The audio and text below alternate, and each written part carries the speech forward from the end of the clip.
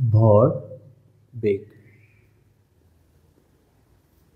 ভরবেগকে টি দ্বারা প্রকাশ করা হয়। তো ভরবেগ কি?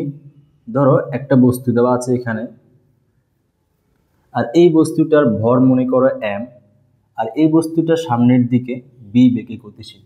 তাহলে এম ভরের একটা বস্তু বি বেগে গতিশীল, বস্তুটির ভরবেগ কি হবে? তো নাম শুনেই তো বোঝা যাচ্ছে না।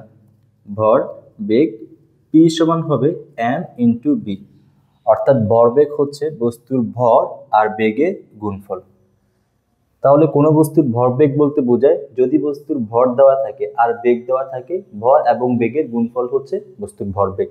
যেমন ধরো একটা বস্তু দেওয়া আছে এখানে, এই বস্তুর ভর মনে করো 10 কেজি, আর বস্তুটা সামনের দিকে গতিশীল কত বেগে? মনে করো এখানে 2 মিটার পার সেকেন্ড বেগে গতিশীল।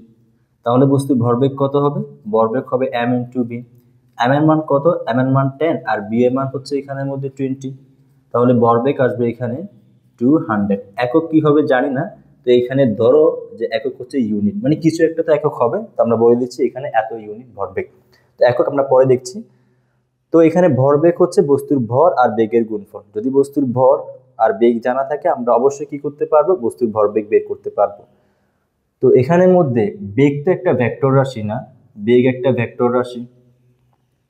তো বেগ যদি ভেক্টর রাশি হয়, আর অন্যদিকে এম হচ্ছে কি রাশি? একটা এম হচ্ছে একটা স্কেলার রাশি। আর পি সমান আমরা জানি এম ভি। তো ভি যদি ভেক্টর রাশি হয় তাহলে পিও কি রাশি হবে? পিও একটা ভেক্টর রাশি, এম তো একটা স্কেলার রাশি। তো একটা ভেক্টর রাশির সাথে একটা স্কেলার রাশি গুণ করলে কি আসে যায়? তো এখানের মধ্যে পি হচ্ছে একটা ভেক্টর রাশি, পি একটা ভেক্টর রাশি।